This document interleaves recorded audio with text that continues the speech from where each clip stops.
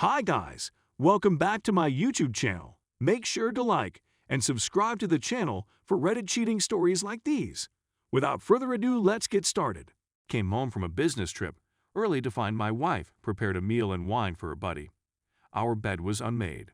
My husband, a 54-year-old man, and I, a 55-year-old woman married for 31 years, we reside on the west coast of the United States. My firm relocated our little family of 3 children from the East Coast to the West Coast 20 years ago. I've grown in responsibilities over the years, and I'm now the VP of West Coast Operations. I clung to the coattails of a guy who would become my mentor. I took his place as North America VP when he was promoted. He has decided to retire. He has urged me to throw my hat in the ring to succeed him. If I win the job, I'll have to return to the East Coast, where we grew up. We've made a name for ourselves where we are. We are active in the community via the philanthropic operations of my company's foundation and our own personal charities with which we work now that our children are grown and spread throughout the nation. None of them live nearby. Our weekends are frequently filled with activities or trips to visit the children's family. I spoke to my wife about it. She has some reservations about my receiving the job. She is unsure if she wants to uproot everything. We'd be relocating closer to our extended relatives as a result of the relocation. One of our children would be around 200 miles away. This is most likely my last promotion in the firm since, given my age and position presently, there is nowhere else to go. We spoke about it and decided to go forward with the interviews since it wouldn't affect anything. My boss-turned-friend is advocating for me. Many of the board members are familiar to me since they attend charity events in which we participate. Because of the time I've spent here, I've gotten to know the higher management fairly well. I'll say it again, my wife is having a hard time with this. I absolutely understand how she feels. So I went to the interviews this week, flew back east to headquarters, and everything went fine. There are 3 other inside candidates who are also searching outside the organization. I had to persuade them of my worth. They didn't attempt to sell me on the job, so I'm aware that I'm not a sure thing in this situation. Every night, I spoke to my wife. She burst out weeping, saying she didn't want to deprive me of this promotion. We'd chat when I came home. I knew she was upset because of the relocation, but this was out of character for her. The most recent interview took place on Thursday. I plan to remain and return on Friday. On Thursday, I took a trip back to see what was going on.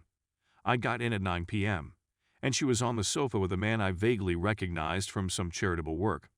There's an empty wine bottle on the table. I inquired as to what was going on. She said that Sam had been over to discuss an upcoming event. When I'm there, it's not uncommon for me to have a drink with a visitor. I go inside the bedroom with my stuff. The bed is undressed. Every morning, we make the bed. It's a habit of doing something every day that I never break. Sam is leaving as I go back out. We kiss farewell, and my wife wonders why I'm home a day early. I moved past her into the kitchen, where there were dishes on the table and pots on the stove. She cooked supper. I inquired as to what was going on here. Oh, I was cooking, so I invited Sam to join me for supper. When I'm gone, my wife will almost never make a whole supper. She inquires once again, "Why are you getting home so early?" She is plainly scared and trembling. I told her I understood she was unhappy about a future relocation and that I wanted to chat to her about it. I then informed her that I believe she should tell me what the heck is going on. She bursts into tears and begins blubbering, something I couldn't figure out. She's a little tipsy from the wine, but she's waking up quickly. She claims that nothing is happening. Why do you think that? I'm normally quite cool, but I lost it this time. You seem to be taking advantage of Sam. Is that what you're saying? She told him to stop shouting and walked into the bedroom, locking the door. So it's now Saturday. She merely came out to get something to eat while I was on the phone and then dashed back to my room. I've invited her to come out and speak with me. I made a pledge not to shout. I know she's dodging, trying to come up with a plausible explanation. Is there anything more I can do? I'm sure I'll need some clothing. I grabbed what I was wearing out of the wash. I'm hoping for a fair response, but with her locked up, I doubt it. My supervisor phoned to tell me that there will be another round of interviews the next week. I'm torn between staying for the wedding and continuing the interviews. I've already canceled on a meal tonight because she won't answer the door. I really don't have somebody to bounce ideas off of.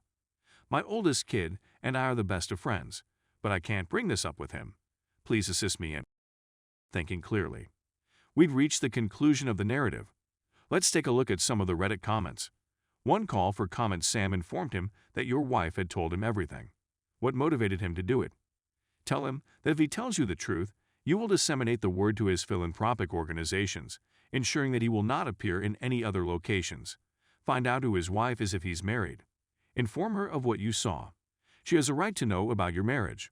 Unless she comes out to speak to you, tell her you're going to call the kids and tell them what you witnessed. She is aware of her guilt.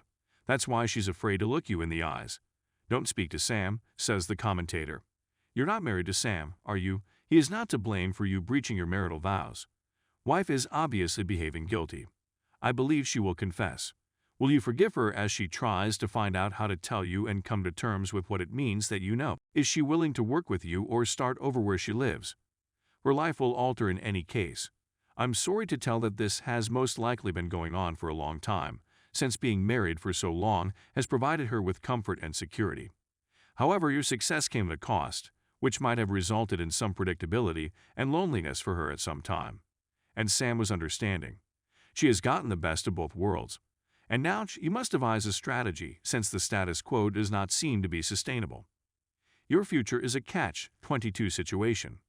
If you want the marriage to continue, you'll have to devote a significant amount of time to her treatment, which means passing up the promotion/interesting next level of work. When you concentrate on work, the relationship suffers since she isn't able to keep it together for her and for the two of you as she used to. If you don't get the job, you'll have to remain in your hometown with her lover. If she travels with you, she leaves her fare behind, and you'll constantly worry what she's doing while you're at work. While she's thinking about it, you're debating whether or not you'd be happy as a bachelor. In many ways, your marriage has been a positive experience for you. I'd keep the reason for it to myself till she comes to talk with you. Sleep in the guest room, eat out, and consult with an attorney to assess the financial ramifications of a divorce, so that you may make the best option possible. For the time being, you should refrain from speaking with your kid. However, it's clear that you have another confidant who may give you a drink or five, and unless she communicates with you, there's no way for us to know whether or not you should abandon her. When there is deception and infidelity, on the other hand, the destroyed trust takes a long time to repair, as does figuring out what went wrong in the first place. Even if both possibilities are unpleasant, sweeping things under the brush in the hopes that she would eventually select this option is detrimental. Here's what I have to say about the third op's statement. What's the deal with coming home so early? Her surprise at your unexpected return meant that she couldn't even appear to be pleased by your return, saying, "I'm so thrilled you're home." Sam is gone in the blink of an eye. As a result, why couldn't they continue the chat about upcoming activities with you over a meal that they had already prepared? Consider the reasons why Sam did not stay for dinner. Better it was meant to be different for you and your partner. She is not pleased at all with the news of your interview for this prestigious position. She has locked herself in her room, away from you, and she hasn't talked to you since Thursday night, when you were at her house. The weekend has finally here. Opie, I apologize for being late for Act I. Nevertheless, it seems that you have sufficient information to make a sensible decision. She had lied and cheated. She had no notion she'd been apprehended, since they knew you'd be back home on Friday rather than Thursday. I have a feeling this was not their first encounter. You've given her far too much time for both of their stories to come together as a result of your actions. There is a conflict in my mind about whether or not I should attend the wedding and continue the interviews. OPI, are you positive that you tied the knot?